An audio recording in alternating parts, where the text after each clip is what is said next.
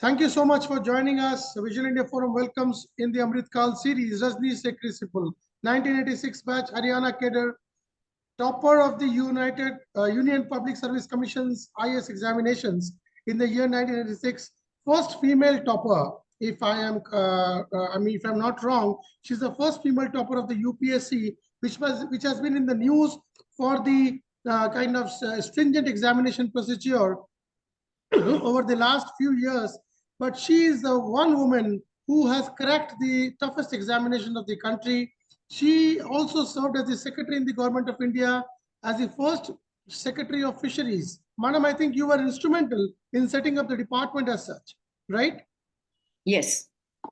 And she has many firsts to her. She also, exposed a very famous, issue with respect to teachers recruitment in Haryana, something which is a model which has been adopted quite efficiently by politicians across the federal structure of this country now.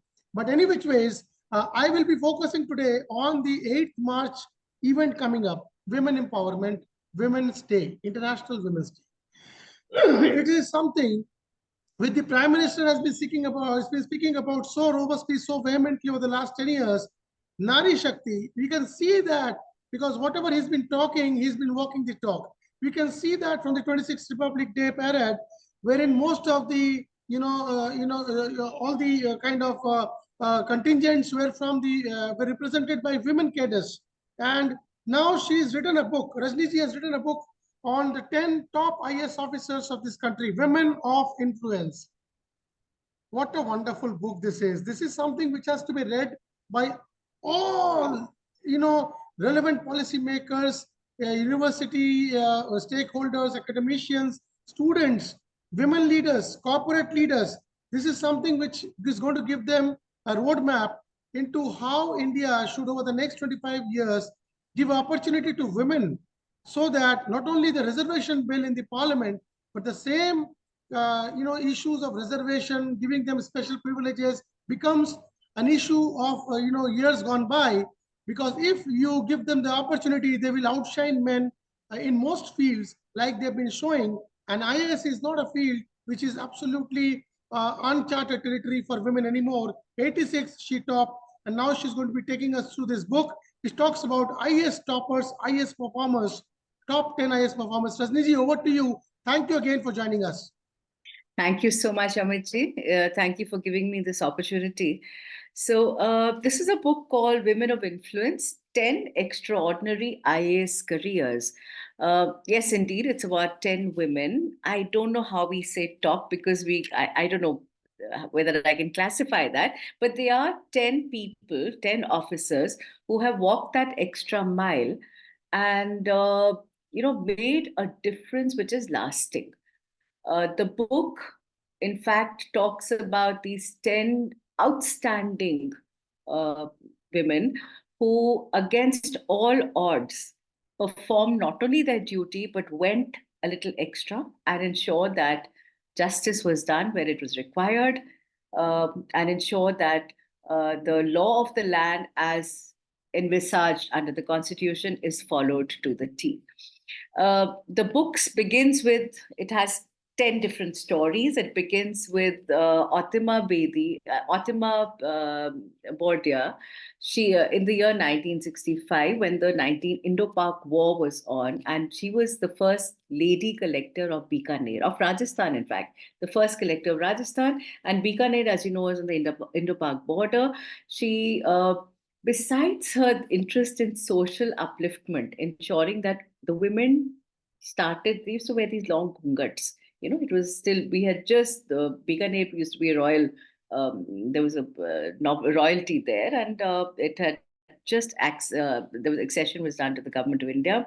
And the women it's a patriarchal society, they had a very low position. So she, through her own leadership, her ability to talk to them, her ability to make them feel comfortable, ensure that they had access to the collector's office for the first time. They took off their ghungat for the first time in front of her and, in public. And so that was a great movement. And what she did to see that everybody in the district was looked after. There was no shortage of water, ration during the war, despite whatever problems there were. And the latest one is the one about sand mafia in UP, in Ghaziabad, which is the year 2017, 16, 17. Durga Shakti Nagpur. The Durga Shakti. She fought against this mafia, suffered a suspension in the very first 6 months of her career, very first 6 months of her career, and had absolutely the whole of the administration against her. But she did what she thought was right and stood her ground. Uh, so, besides the genre being different in the years, the span of 60 odd years, 70 odd years, the genre is different even in terms of the geography. It was from Rajasthan to Arunachal Pradesh. All these 10 stories are talking about episodes that happened between Punjab and all the way down to Karnataka. And so you have the Nali Kali experience of joyful learning uh, by Mrs. Gaul in Bangalore, in all of Karnataka, in fact, where an entirely new revolution. You know, she was in fact more than an IAS officer. People thought of her as an activist, a social activist who wanted to change the world with the support of people. So and for her, she thought changing children's lives, giving them an education that made sense, that was joyful for them, would actually make the difference. And or you have, for instance, this one lady who is in the Naxal area in Maharashtra, and she was there as the additional development commissioner, and she would actually, she was told by the minister, why is it? Because ladies, as a rule, were never posted in Naxal areas. And when this gentleman came to inspect, she says, which idiot posted you here? So she said, well, the government did.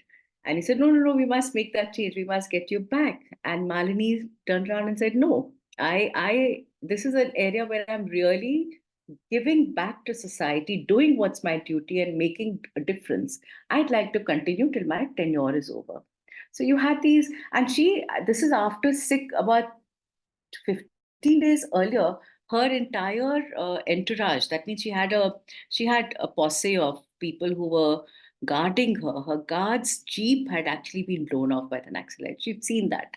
Despite that, she did not want to just quit and go. So you have these brave hearts. You have people who made this extra, who were skillful in the manner in which they introduced computers to a particular organization where everybody went on strike. कि computer आएगा तो हमारी jobs जाएंगी. This is in the 90s, and how she skillfully veered around in the cottage emporium, ensure that all the unions were taken care of, and people agreed to allow. Ma'am, all these are IS officers? These are all IS officers. And this lady who introduced computers, what is her name? Which cadre? Anita Chaudhary, and since you know Haryana, so Haryana cadre. And then there was a lady who ensured that because we don't know Haryana, another Haryana person, Anuradha Gupta, as additional secretary in Government of India, she ensured that polio is something we don't have in India since 2011. Till 2011, if you remember, year after year, we had a polio campaign. 3 बूंद polio की, 3 बूंद आपकी रक्षा के लिए. Or Amitabh Bachchan, everybody was, and in fact, the president would kick it off. It was a huge national campaign.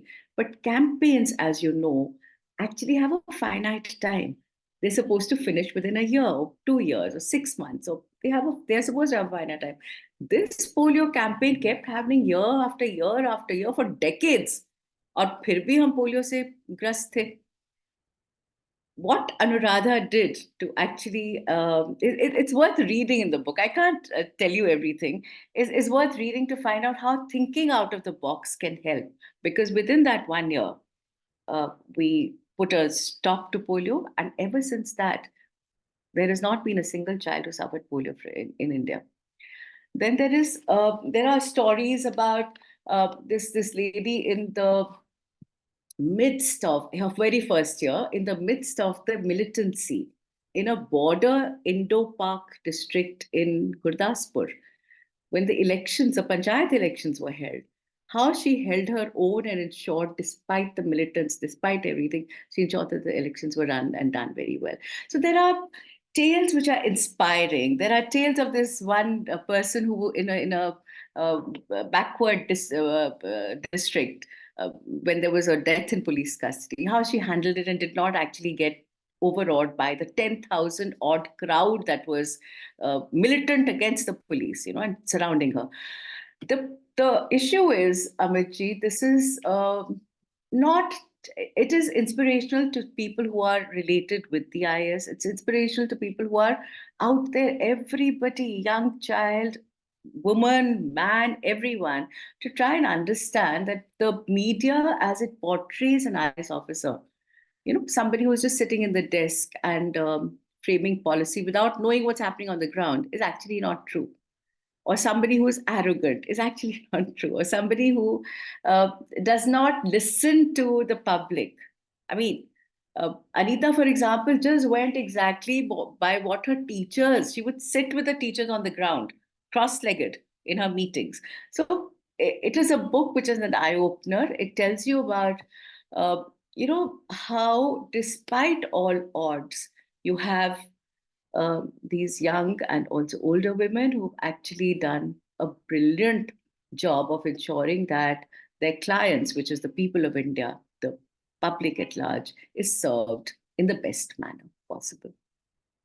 You see, this position of authority which the IAS probably bestows upon this wonderful women, first of all, to get through to that level, nowadays we keep hearing about story and flurry of IS officers, UPSC, successes, women who have cracked the UPSC examinations, also going into the IPS, IRS, and these kind of other fields. I mean, what do you think is the differentiating factor? Because out of 15 lakhs or 10, 12 lakh students, probably only a few, 1 or 2 thousand get through to these top authoritarian positions. And to make a difference, what are the qualities needed, madam, to really make a difference at the ground level, even up to in your family, in the society? Because everybody would not become an IAS officer. What are the qualities a woman should have? Okay, the qualities, let me answer that and then come down to what you said about students. So qualities are definitely, compassion is one. You have to be a sensitive person to understand what is really needed by the person who's there before you. Commitment is another. Once you have had the conviction, this is what I want to do, this is the area that I want to work in, then the commitment to that is very important, which means agar aapko kisi bhi tarah ki mushkilein aati, you do not get perturbed by that, and you're committed enough to work day in day out. What is also very important is a lot of courage. I think the times are changing, and times have been changing since ever. It needed Ottoman courage to go to the border, which kept shifting due to sand dunes in 1965. It even needed Malini the courage to face Naxalites. It is, you need both physical and mental and emotional courage to be able to work within the IS. That is really important. What is also important is a sense of humility. I think that is something that uh, comes, that is, as you rightly said, when 15 lakhs में आप कुछ IS पहले 100 एक बनते हैं, when we were there, about 60, between 60 and 120, 140 बनते हैं. So when you're younger, you tend to get arrogant. And that is something that I think all officers need to watch out for. The getting into the service is tough. The exam is tough, but that's only a beginning. That is only the beginning of the ladder. The actual work and the functioning happens later. What the tougher life comes much later.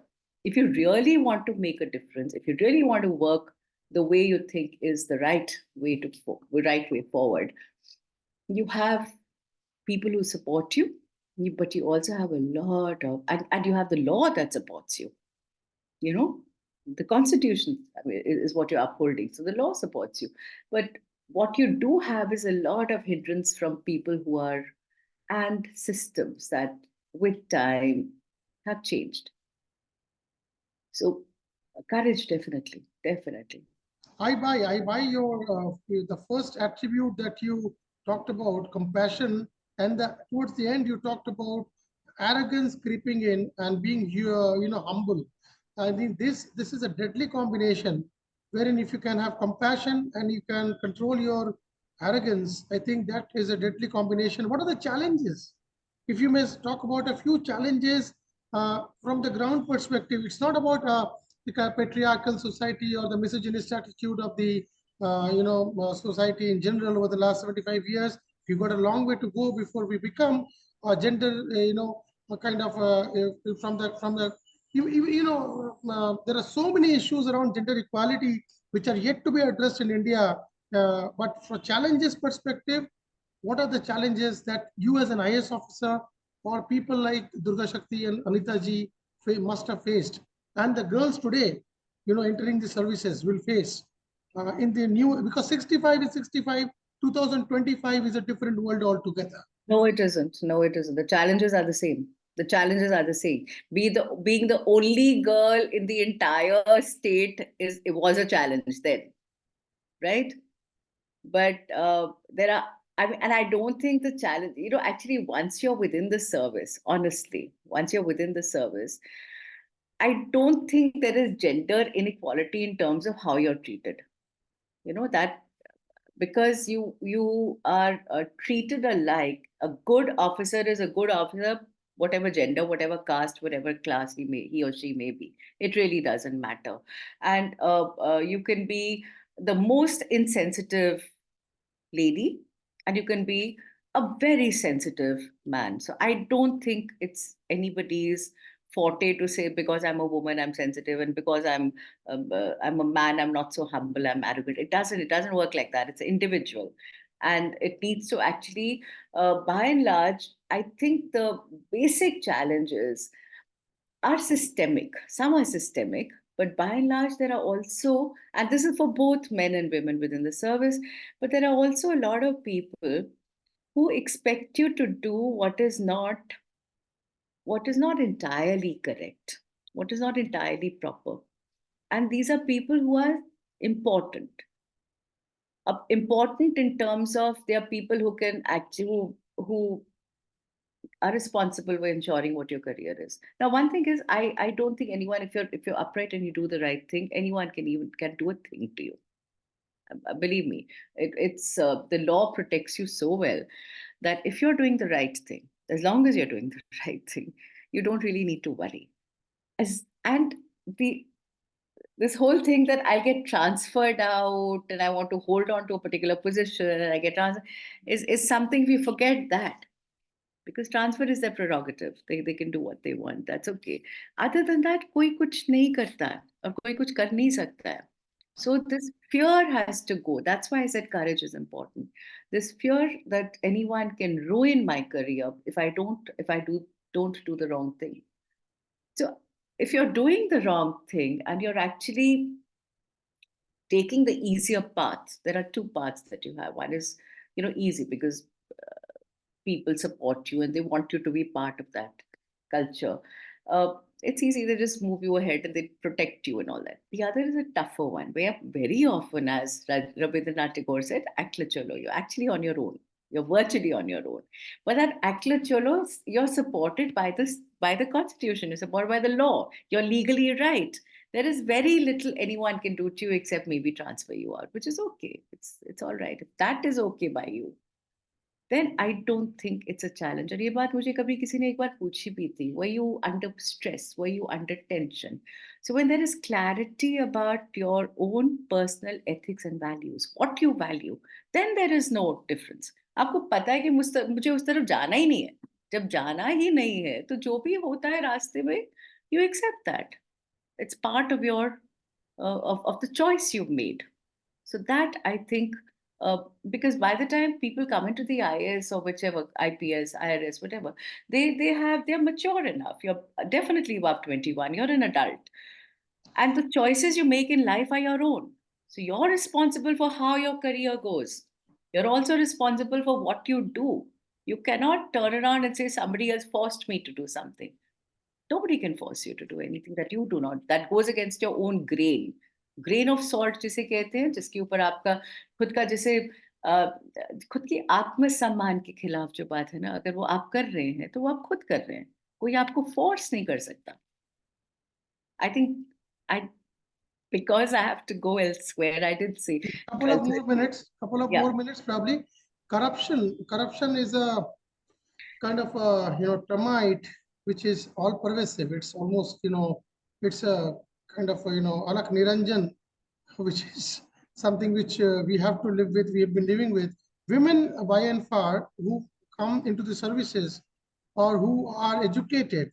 I'm not talking about politicians. Politicians probably are politicians, but educated women, they seem to be handling the corruption index quite efficiently compared to the male counterparts. What are your views on that?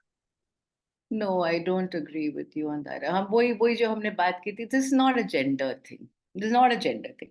Uh, we women are, what happens in society is all of us, whether we are judges or lawyers or doctors or IS officers or politicians, we come from the same society.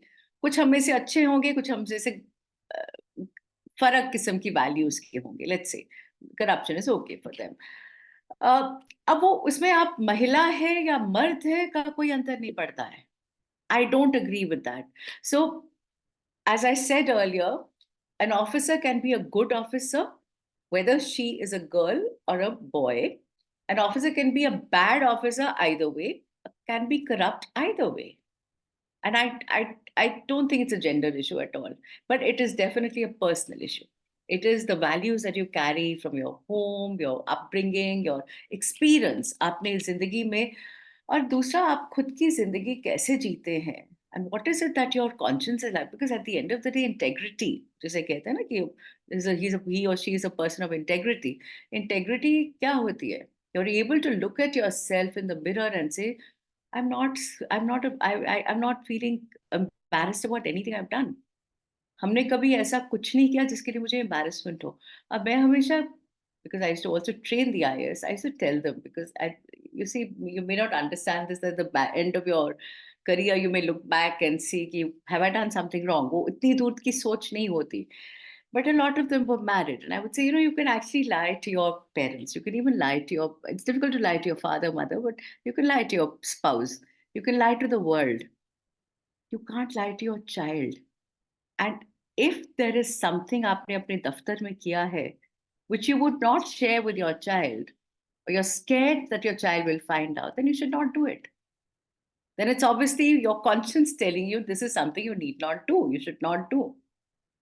So, final question, because you've got a paucity of time, and then this is a very vast subject like most subjects are. Couple equity is something, you've already touched upon it to some extent in your last statement. You're talking about so many things, maternity act, this, that, so many things. But couple equity, how much relevance does it hold in terms of handling a high profile job like an IS officer as a woman? couple equity माने? मतलब कि see, you are an IS officer, your husband could also be an IS officer, he could be a professional somewhere else, and then you have a family to take care of. How do you divide the responsibilities? Not just IS, I would say that for the entire world now. It's a very modern world, and especially near the 8th of March. I mean, we no longer, all our girls, most of our girls, youngsters, I think all parents have brought them up to be independent individuals in their own right.